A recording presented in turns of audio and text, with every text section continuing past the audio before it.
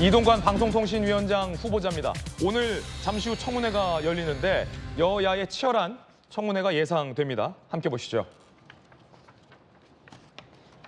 MB정부 시절 언론 장악 의혹을 야당에선 제기하고 있고 자녀 학폭 무마 의혹도 야당에서 집중적으로 제기하고 있습니다. 배우자 인사청탁 의혹까지 제기된 상황입니다. 이동관 후보자는 세 가지 모두 다 부인하고 강력 부인하고 있는 그런 상황입니다. 지난 1일 이동관 후보자의 이야기 그리고 여야 의원들의 이야기 들어보시죠. 언론은 장악될 수도 없고 또 장악해서도 안 된다. 그런 영역이라고 생각을 합니다. 최소한 기계적 균형은 갖춰야 되고 회사 안에서 돌아가는 일은 법과 규정에 따라서 가야 된다라고 하는 겁니다. 자기들 마음대로 언론 자유와 방종 구분 못하면 안 됩니다. 정부의 비판적 보도, 불편한 보도를 하면 공산당 언론으로 보는 편가르기 언론과는 민주주의 공론장인 언론을 위협하고 결국 민주주의 기반도 흔들 것입니다. 이제 잠시 후면은 본격적인 청문회가 시작될 것 같은데 야당에서는 이동관 방통위원장의 인선을 반대하면서 윤석열 정부가 언론을 장악하기 위해서 이른바 선수 이동관 위원장을 인선했다라고 비판을 하고 있습니다. 이에 대해서 여당에서는 말도 안 되는 소리다. 문재인 정부가 오히려 언론을 장악하면 장악했지.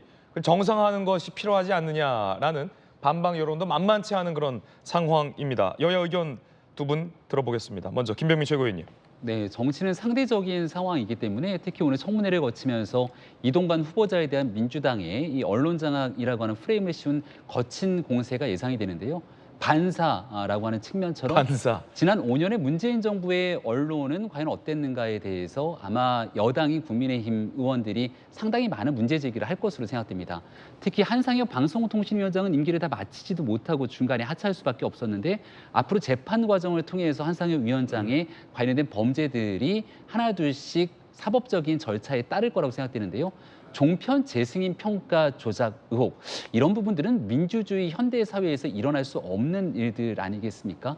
지난날 이 방송심의위원회라고 하는 기관부터 시작돼서 참 방송에 나와서 말하는 사람들도 우리가 자기검열이라고 얘기를 하는데 저도 숱한 기간 동안 방송을 참 오래 해왔지만 정말 지난 5년 동안 자기검열 또 자기검열 내가 하고 있는 말이 혹시 방송심의위원회의 심기를 건드리진 않을까 이런 생각을 하면서 지냈던 수많은 사람들이 있을 겁니다. 김 최고위원님 몇 번 건드렸잖아요. 저 발언 때문에 이렇게 아무튼 여러 가지 방송에 있는 사람들한테 혹시나 폐가 되지 않을까 이런 고민들을 한 적도 있었는데 이런 생각을 하게 만들었던 지난 정권 기간 동안의 고민들을 하면서 오늘 아마 이동관 후보자에 대한 청문회가 진행되지 않을까 생각하고요. 자녀에 대한 학폭 문제 처음에 많이 제기를 했습니다만 해당 관계된다고 보여지는 그 젊은 청년이 더 이상 나를 피해자로 부르지 않았으면 좋겠다라고 공개적으로 얘기하고 있는 과정 속에서도 끊임없이 피해자 운운하고 있는 얘기들이 이어지게 되는데 객관적인 사실에 근거해서 또 지난 정부와의 형평성에 맞춰서 우리 대한민국 방송이 공정하게 갈 수 있는 그런 청문회 자리가 될 것으로 기대합니다. 언론 장악 의혹을 야당에서 거세게 제기하고 있는데 김병민 최고위원은 반사를 외쳤어요 오늘. 네. 반사 한상혁 방통위원장의 옆에 이웃집에 있는 방송국이잖아요. TV조선 재승인 점수 조작했다는 의혹과 관련해서 실무자들이 이미 구속이 됐기 때문에 언론 장악 얘기를 민주당에서는 할 자격이 없다라는 강한 반박인데 자 박수현 수석님 어떻게 보십니까? 제가 조금 아까 자막을 보니까 우리 이동관 후보자의 경력과 제가 정확히 일치하네요. 청와대 대변인과 홍보수석을 맞네요. 했는데 그래서 생각해봤습니다. 우리 야당에서 제기하는 이동관 후보자의 방송 장악 나는 해봤나? 저는 전혀 그런 일을 해본 적이 없어요. 근데 사실 알려진 이동관 후보자의 MB정부 시절에 했던 여러 가지 국정과 심지어는 결탁해서 언론사의 인사도 개입하고 했다는 이런 의혹들 또 밝혀진 것도 있습니다만 이런 것을 생각하면 저는 예를 들어서 문재인 정부 지금 김병민 의원의 말씀 문재인 정부도 심했다라고 하지만 결과적으로 이 정부가 가면서 저는 반드시 이런 환경이 조금씩 나아져야 된다고 생각을 해요. MB 정부 때보다 제가 있었던 문재인 정부는 확실히 그런 것이 없었어요. 그러나 야당에 볼 때는 불만도 있었겠죠. 그러나 박근혜 정부를 생각해 보면 지금의 야당 입장에 보면 엄청난 방송 장악을 당해가지고 고통을 많이 겪었던 그런 서로의 입장들이 있는 것이거든요.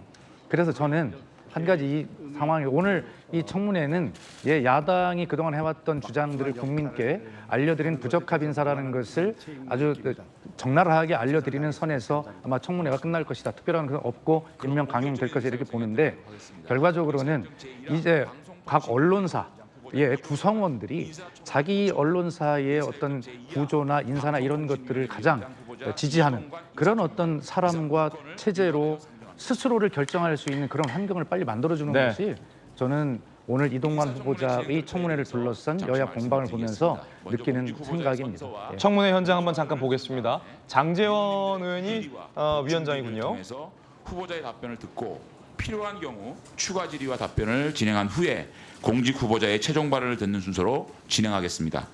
그 밖에 후보자의 경력 등 자세한 사항은 유인물을 참고해 주시기 바랍니다. 다음은 후보자로부터 선서를 받도록 하겠습니다. 후보자께서는 발언대로 나오셔서 오른손을 들고 선서하시고 선서가 끝나면 제게 제출해 주시기 바랍니다.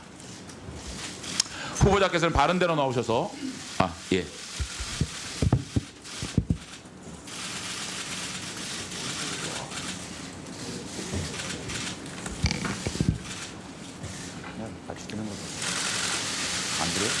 선서 공직 후보자인 본인은 양심에 따라 숨김과 보탬이 없이 사실 그대로 말할 것을 맹세합니다.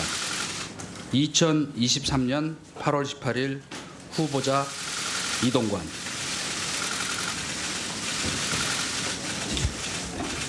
예, 제게 나와서 제출해 주시기 바랍니다.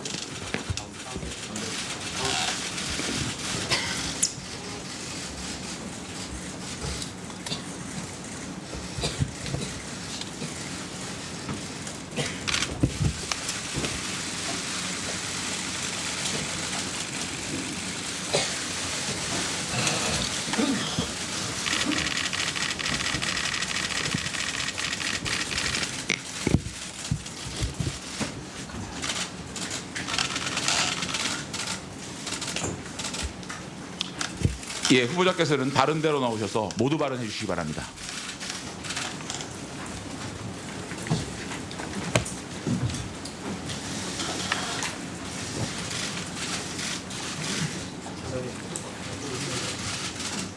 존경하는 장제원 위원장님, 그리고 과학기술정보방송통신위원회 위원님 여러분, 방송통신위원회 위원장 후보 이동관입니다.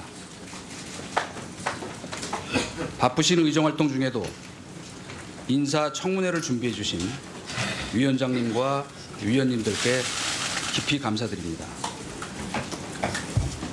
세계 각국은 미디어 전쟁이라고 불릴 만큼 치열한 경쟁을 벌이고 있으며 디지털 대전환 시대에 방송, 통신, 미디어 분야는 하루가 다르게 급변하고 있습니다. 이러한 중요한 시기에 방송통신위원회 위원장 후보자로 지명되어 무거운 사명감과 책임감을 느끼고 있으며 공직자로서의 업무 수행 능력과 이동관 방송통신위원장 청문회 장면 잠시 연결해서 들어봤습니다.